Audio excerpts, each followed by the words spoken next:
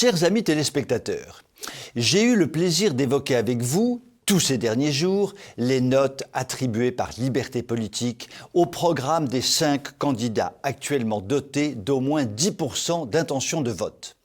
Or, il se trouve que j'ai reçu de nombreux messages concernant cette notation, qui, pour certains d'entre vous, pose éventuellement problème.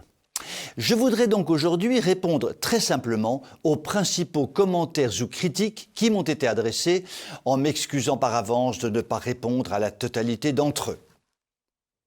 Première critique, vous avez éliminé les petits candidats et ça, c'est très momoche.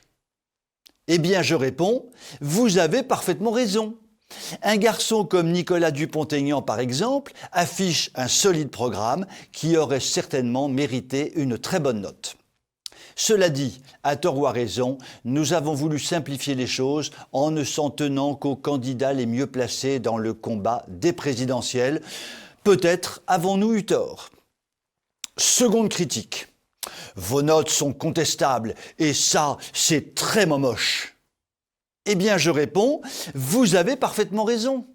En effet, nous nous sommes basés sur 20 mesures qui nous ont semblé essentielles pour le redressement de la France, mais chacun peut évidemment contester ces mesures, ce qui peut complètement changer la note attribuée.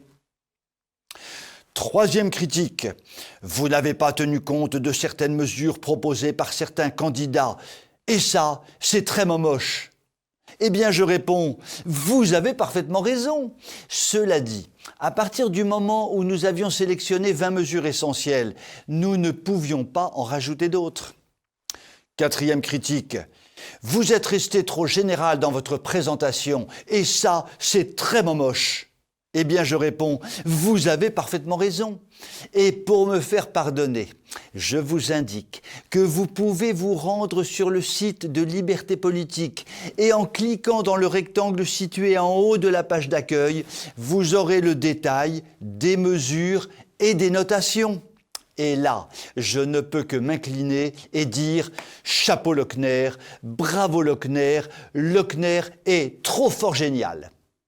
Pour conclure sur cette notation, je dirais simplement qu'elle est un outil de réflexion et qu'il est parfaitement concevable de vouloir voter en son âme et conscience en fonction de la situation politique, en fonction de calculs électoraux légitimes, en fonction de l'historique de chaque candidat. La seule chose dont chacun d'entre nous est probablement sûr, c'est qu'il n'est pas exclu que ces élections soient vraiment celles de la dernière chance. Je vous souhaite une très bonne soirée.